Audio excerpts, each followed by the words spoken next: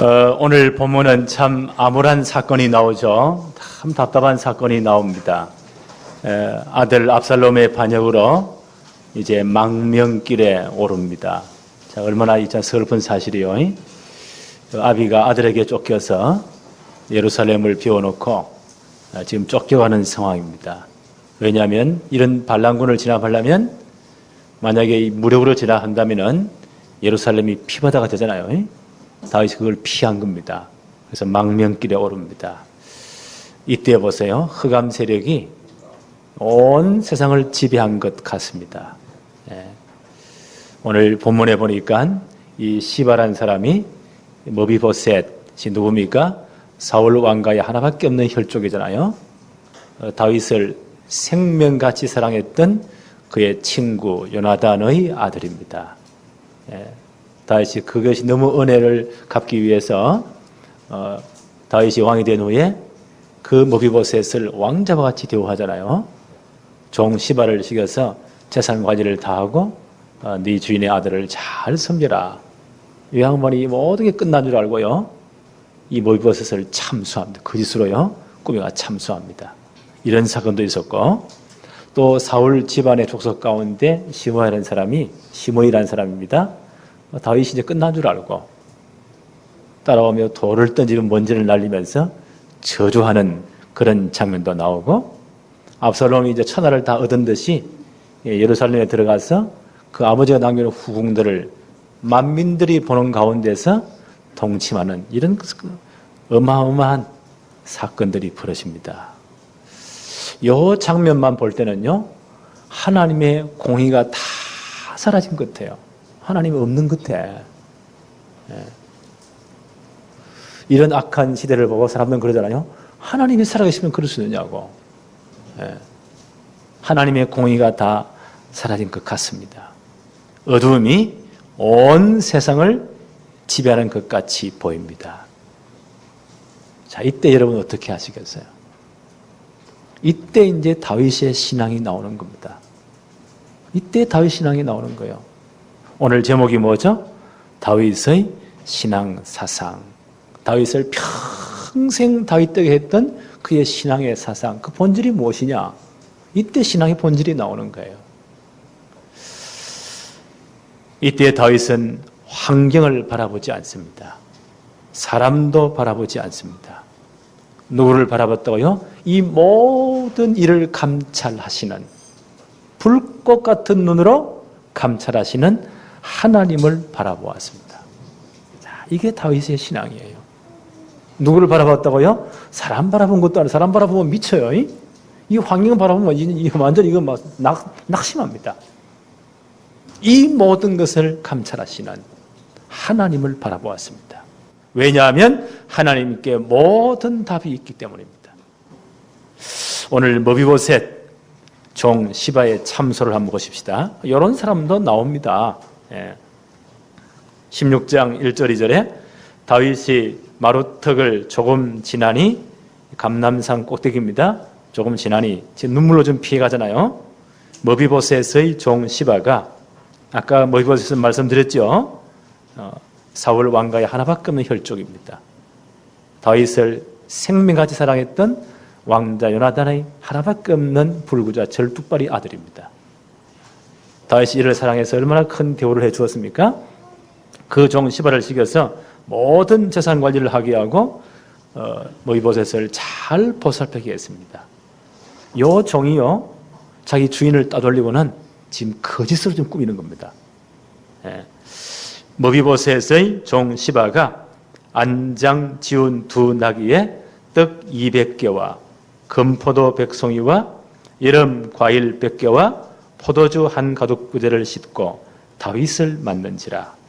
왕이 시바에게 이르되 내가 무슨 뜻으로 이것을 가져왔느냐 하니, 시바가 이르되 나귀는 왕의 가족들이 타게 하고 떡과 과일은 청년들이 먹게 하고 포도주는 들에서 피곤한 자들에게 마시게 하려 함이니이다.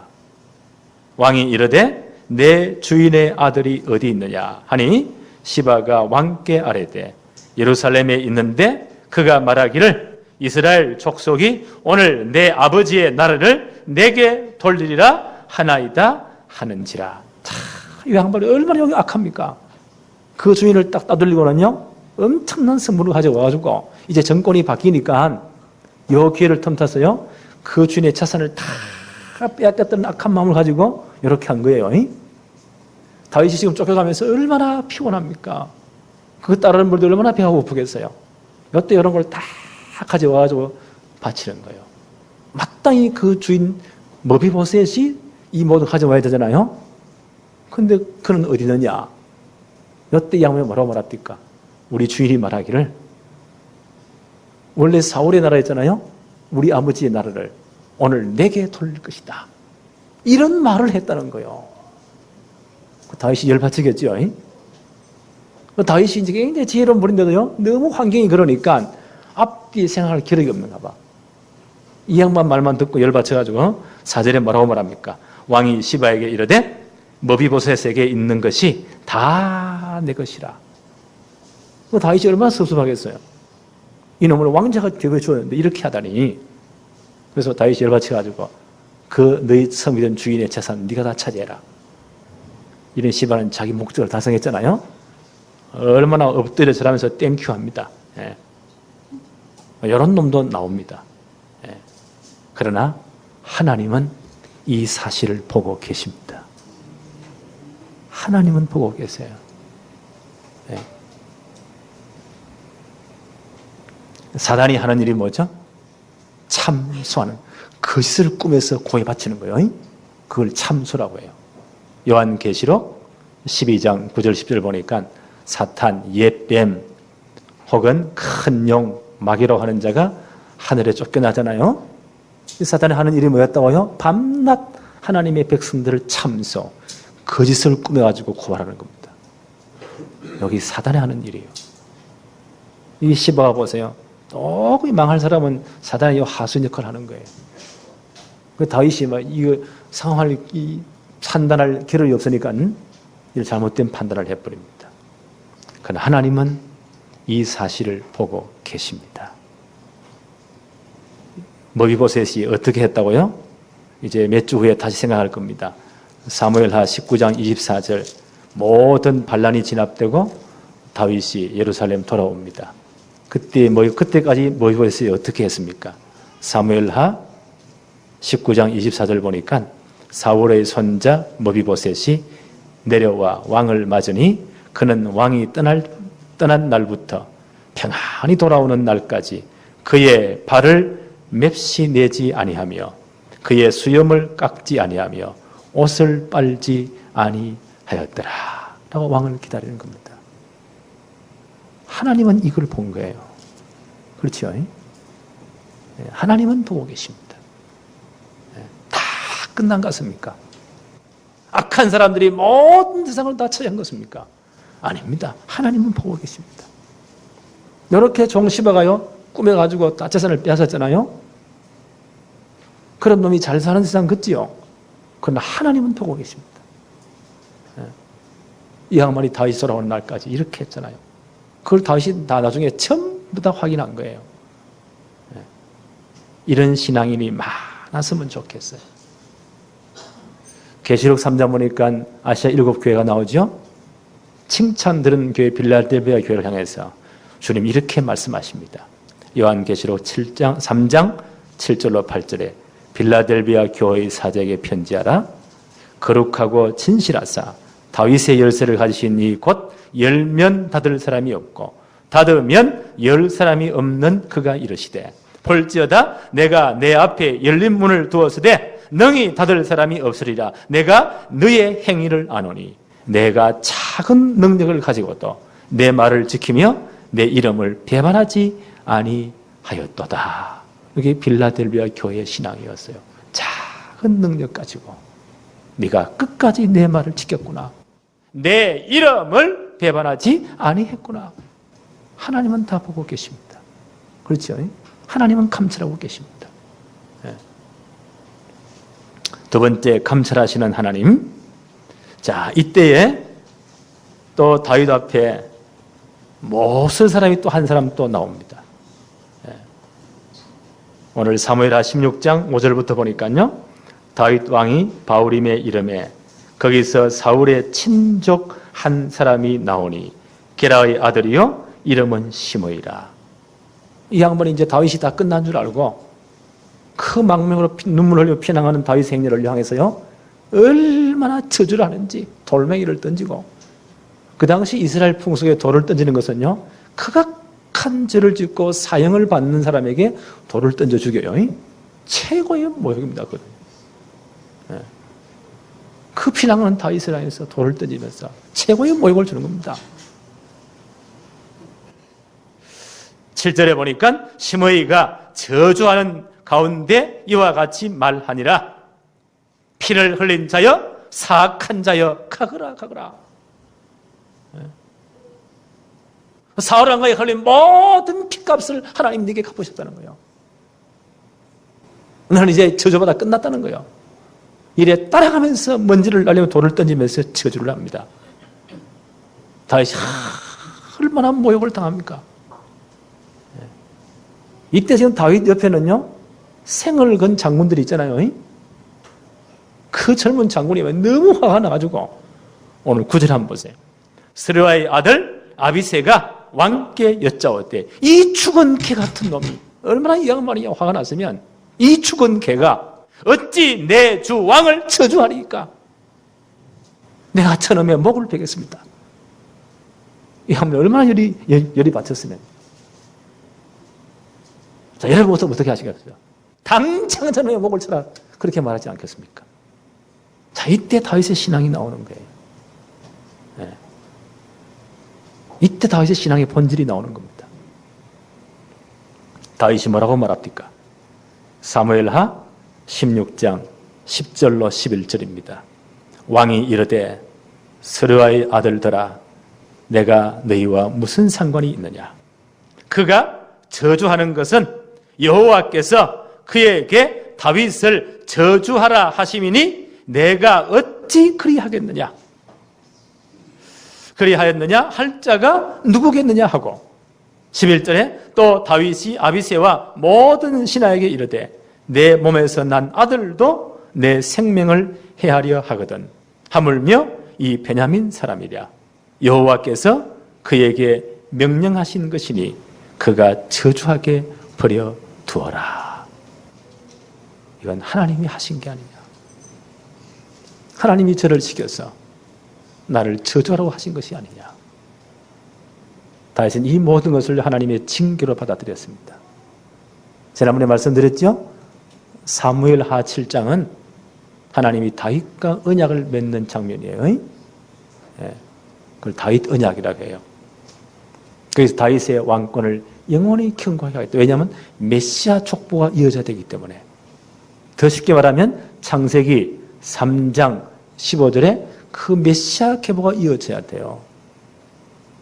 그 언약을 세우시면서 만약 네가 범죄할 때 이 언약의 개성 때문에 왕위는 피하지 않겠다. 그러나 네가 범죄하면 사람의 매와 인생 채찍으로 내가 너를 다스릴 것이다. 징계할 것이다. 그랬거든요. 다윗은 그 징계이구나. 하나님 나를 징계하는 것이구나. 하나님이 이 사람을 지금 나를 저주하게 하는 것이구나 라고 해서 죽이지 말라고 합니다. 그 징계를 받아들입니다. 그리고 다윗이 뭐라고 말하죠? 사무엘하 16장 12절입니다. 혹시 여호와께서 나의 원통함을 감찰하시리니. 하나님이 다 보고 있지 않느냐. 하나님이 나의 원통함을 감찰하실 것이다. 오늘 그 저주 때문에 여호와께서 선으로 내게 갚아주시리라. 이게 다윗의 신앙이었습니다. 가장 어려울 때입니다. 그렇죠? 예. 지금 흑암의 세력이 온 땅을 다 덮은 것 같아요. 예. 하나님의 공의는 사라진 것 같아요. 그때 다윗의 신앙이 나오는 겁니다. 하나님이 이 사실도 보고 계시지 않느냐. 다윗은 저주하는 그 시므이를 바라본 것이 아닙니다. 누구를 바라봤다고요? 이 모든 것을 감찰하시는 하나님을 바라본 겁니다. 이런 신앙 되어지기를 바랍니다. 시편 3편은 다윗이 압살롬을 피해서 도망갈 때에 지은 시편입니다. 압살롬을 피해서 도망갈 때 그때 쓴 노래예요. 그게 시편 3편이에요. 시편 3편 1절 2절에 보니까 여호와여 나의 대적이 어찌 그리 많은지요 일어나 나를 치는 자가 많으니이다. 아들의 쫓겨나면서 이 노래를 지은 겁니다. 많은 사람이 나를 대적하여 말하기를 그는 하나님께 구원을 받지 못한다 하나이다.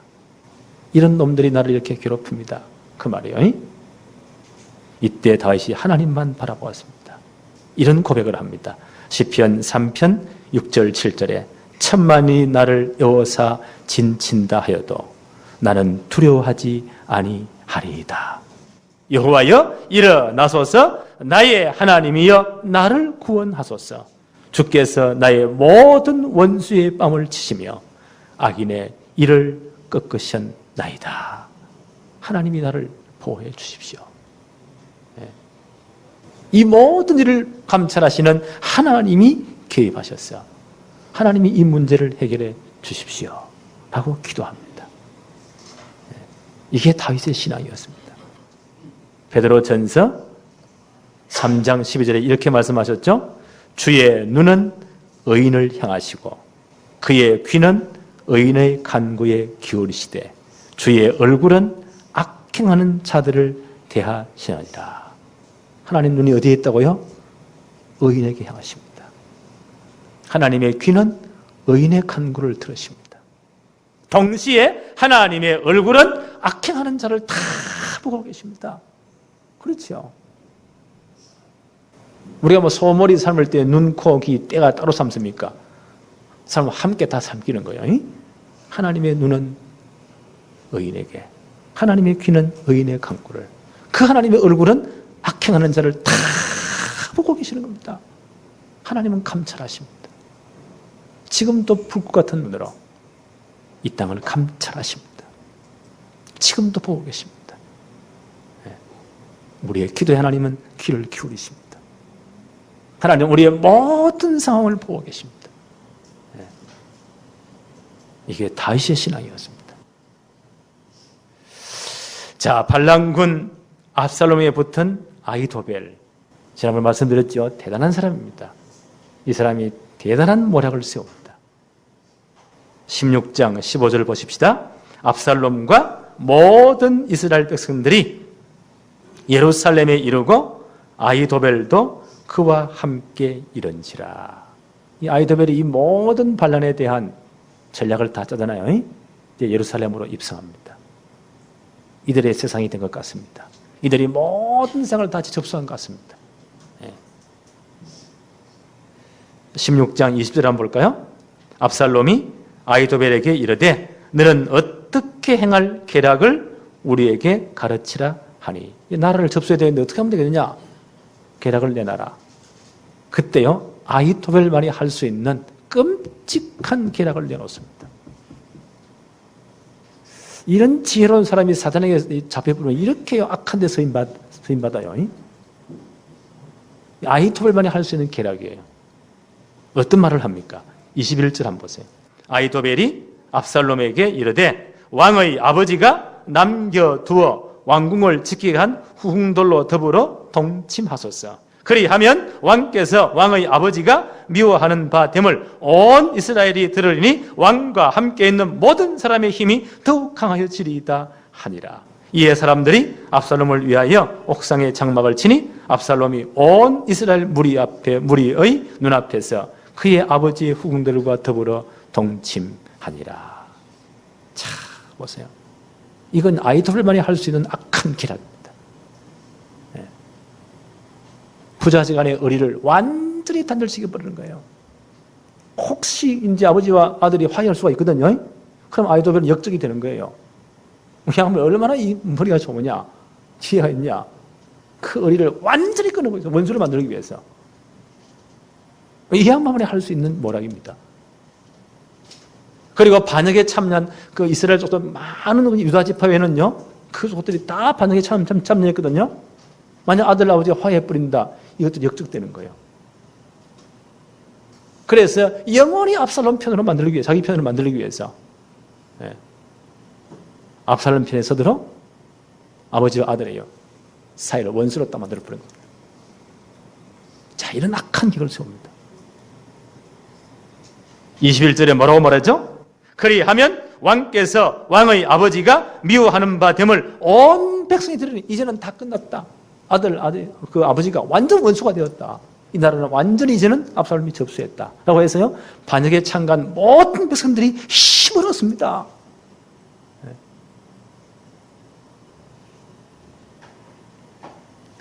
압살롬의 왕위를 더욱 견고히 하기 위해서.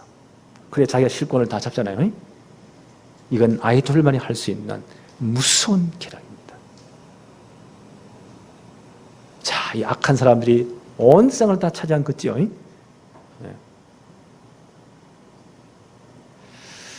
아히토벨이 어떤 사람이었습니까? 23절 한번 보세요. 그때에 아히토벨이 베푸는 계략은 사람이 하나님께 물어서 받은 말씀과 같은 것이라. 아히토벨의 모든 계략은 다윗에게나 압살롬에게나 그와 같이 여겨졌더라. 원래 이 양반이 다윗의 책사였잖아요.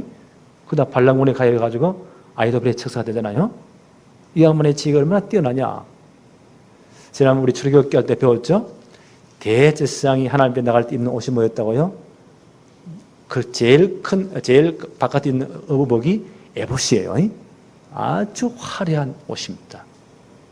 에봇에 요 가슴 흉배라고 하죠. 한 뼘 한 뼘 되는 흉배가 있어요. 12보석이 박혀 있고 주머니 같이 되어 있어요.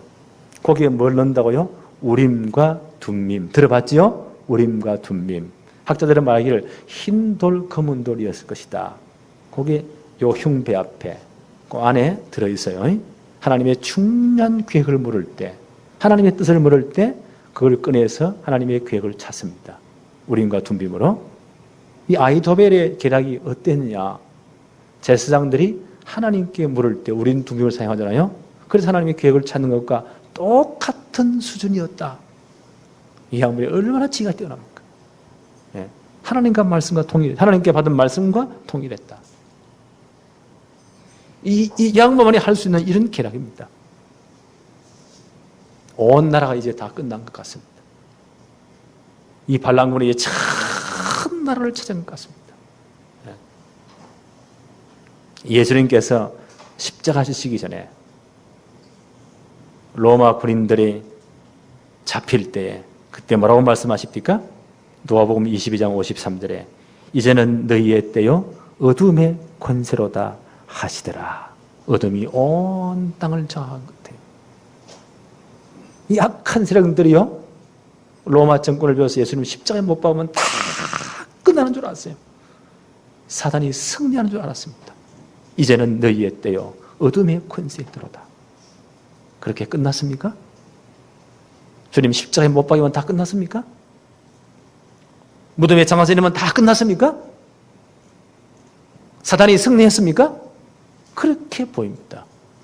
그러나 죽은 지 사흘 만에 안식 후 첫날 이른 아침에 주님은 어둠의 권세를 깨뜨리시고 사망 권세를 깨뜨리시고 부활하신 겁니다. 그리고 승리하셨습니다. 그리고 복음이 완성된 거예요. 아히토벨이 이런 악한 계략을 베풀어서요 압살롬이 이제 온 나라를 반역해서 다 차지했잖아요. 다 끝난 같이 보입니까? 아닙니다. 감찰하시는 하나님의 시간표는 정확하게 움직입니다. 그렇죠? 이 모든 걸 감찰하시는 하나님의 시간표는 움직이고 있습니다. 압살롬이 예루살렘을 찾으러 들어갈 때 아히토벨도 함께 들어갑니다. 그러나 거기에 누가 따라 들어가죠? 16장 16절 한번 보세요. 다윗의 친구 아렉 사람 후세가 압살롬에게 나아갈 때에 다윗에게 누구를 보내죠? 후세를 보내잖아요. 후세가 누굽니까? 다윗의 친구 아히토벨을 대적할 만큼 이분도 굉장한 지혜가 있는 책사입니다. 성경에는 친구로 번역했어요. 이분이 하는 일이 뭐죠? 백성들의 모든 여론들을 다 수렴해서 왕께 다 보고하고 전략을 보고하는 이런 직책을 맡은 분이에요. 지금 말하면 대통령 비서실장한테 이런 분이에요. 이분이 다윗 편에 서가지고 몰래 들어가는 겁니다. 함께 들어가. 여기 하나님의 계획이 있어요. 이제 다음 주 우리 생각할 거예요. 이 아히도벨이라는 사람이 압살롬에게 아주 다윗을 완전히 박살낼 결정적인 계획을 세웁니다. 하는 말이 12,000명 청의 용사를 내게 주십시오. 다윗의 무리가 지금 도망가는데 너무 피곤해 있습니다. 오늘 밤에 기습을 해서 다른 사람들 전부 도망가게 만들고 다윗 왕만 목을 치면 이 반란은 다 끝나는 겁니다. 만약 그대로 하면 다윗은 죽어요. 이게 하나님의 역사입니다. 그때 압살롬이 누구를 부르죠? 후세도 불러와라. 그 양반 말도 한번 들어보자. 아마 후세에 하나님이 지혜를 주신 것 같아요. 하나님이 아마 주의 천사를 보내신 것 같아요. 그래가지고 딱 이 압살롬의 말에 마음에 들더라면요, 거짓 이제 잘못된 전략을 세우는 겁니다. 이렇게 말합니다. 당신이 당신 아버지를 잘 알지 않습니까? 그런 용사입니다. 그리고 그 주위의 장군들도요, 최고의 용장들입니다. 다윗이 사울을 피해 다닐 때에 그때도 10년을 피해 다닐 때 죽지 않았습니다. 굴에도 숨고 숨는 일은 도사입니다. 절대 오늘 밤에도 백성 함께 있지 않고 아마 딴 데 숨어 있을 겁니다. 그래서 만약에 12,000명이 친다면요, 다른 데로 튑니다. 절대 안 됩니다. 자기 생각에는, 그러니까 압살롬이, 그럼 너의 계략은 뭐냐?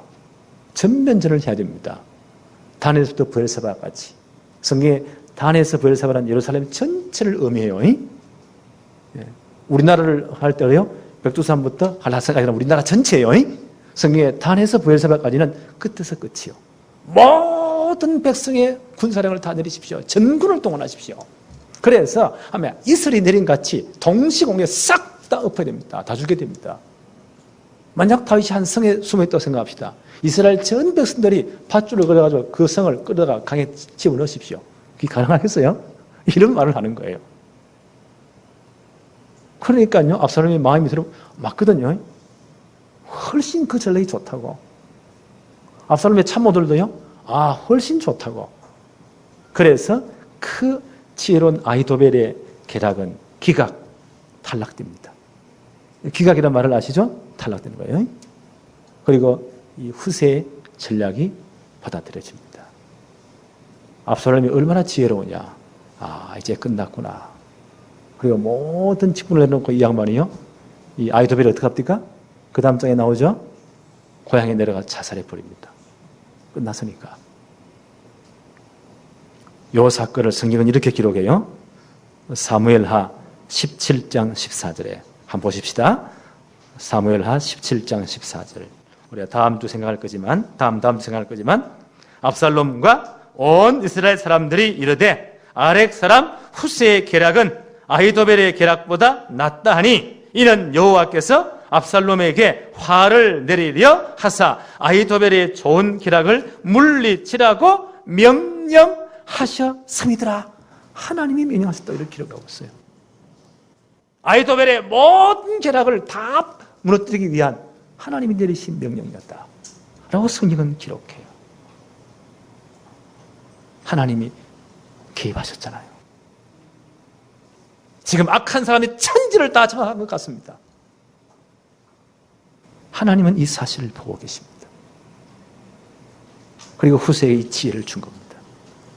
오늘 성경은 말하기를요, 하나님이 이렇게 후세에게 명령하셨다고 합니다. 시편 103편 20절 21절에 다윗의 시편이에요. 다윗의 노래예요. 이런 모든 것을 보면서 다윗이 훗날에 지은 노래입니다. 뭐라고 말씀합니까? 능력이 있어 여호와의 말씀을 행하며 그의 말씀의 소리를 듣는 여호와의 천사들이여 여호와를 송축하라. 이때 아마 하늘 군대를 보내신, 주의 천사를 보내신 것 같아요. 후세에게. 그래서 하나님이 하신 말씀을 전달하신 것 같아요.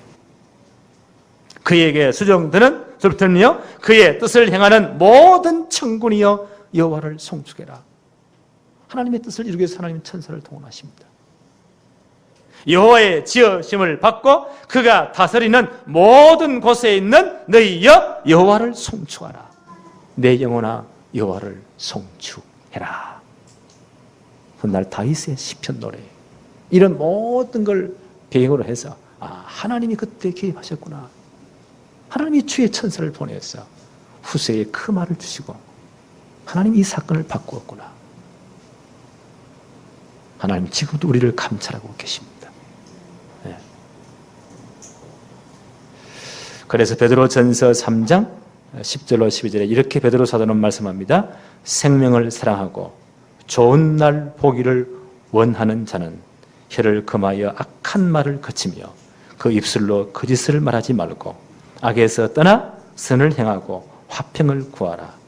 그것을 따르라. 주의 눈은 의인을 향하시고 그의 귀는 의인의 간구에 기울이시되 주의 얼굴은 악행하는 자들을 대하시느니라. 그렇지요. 하나님은 다 보고 계십니다. 하나님의 눈은 의인을 향해서, 하나님 백성을 향해서, 하나님의 귀는 하나님의 백성들의 기도를 들으시고 동시에 악행한 자를 다 보고 계십니다. 네. 이것이 다윗의 신앙이었습니다. 감찰하시는 하나님. 가장 어려울 때입니다. 그렇죠? 다윗의 목숨이 어떻게 될지 몰라요. 악한 사람들이 전 천하를 다 차지한 것 같은 그런 상황이에요. 다윗은 누구를 바라보았다고요? 이 모든 사실을 감찰하시는 하나님을 바라본 겁니다. 그리고 기도한 겁니다. 빌립보 4장 6절 7절에 아무것도 염려하지 말아라. 오직 뭐하라고요? 진짜 하나님께 감사하며 기도해라. 하나님이 보고 계시니까. 그리하면 모든 지각에 뛰어난 하나님의 평강이, 하나님의 지혜는 무한대잖아요. 하나님의 IQ는 무한대입니다. 오늘 이 아이토벨의 지략이 아무리 좋다고 할지라도요, 하나님을 능가하시겠어요? 하나님을 이기겠어요? 하나님 후세를 통해서 보세요. 정확히 이 기락을 다 파해버리잖아요. 그렇잖아요? 모든 지각에 뛰어난 하나님의 평강이 너희 마음과 생각을 지키시리라. 그렇지요? 이게 우리 성도의 특권입니다. 이번 한 주간 이 축복이 우리 모든 현장에 사실적으로 나타나기를 바랍니다. 하나님 아버지 감사합니다. 오늘 복된 주의 날을 우리에게 허락하시며 오늘도 말씀으로 은혜 받게 하심을 감사합니다. 악한 자들이 아무리 이 땅에 다 차지하고 이 땅이 흑암에 빠진 것 같은 그렇게 보일지라도 하나님은 지금도 불꽃 같은 눈으로 우리를 보고 계시며 의인들을 감찰하시며 의인들의 기도에 귀를 기울이시고 동시에 하나님의 얼굴은 악한 자를 보고 계시면서 하나님의 시간표를 움직임을 믿습니다. 오늘 이 사실을 보게 하심을 감사합니다. 이제 복음 가진 저희들이 정말 복음 때문에 이 땅에서 온전히 승리하게 하옵소서. 하나님만을 바라보게 하옵소서. 한 주간 우리의 모든 삶의 현장에 하나님의 능력이 개입하여 주옵소서. 주의 천사를 동원하여 주옵소서. 우리의 모든 사람의 역사에 주옵시고 우리 자녀들에게 역사하여 주옵소서. 간섭하여 주옵소서. 하나님이 직접 역사하여 주옵소서. 예수님의 이름으로 기도합니다. 아멘.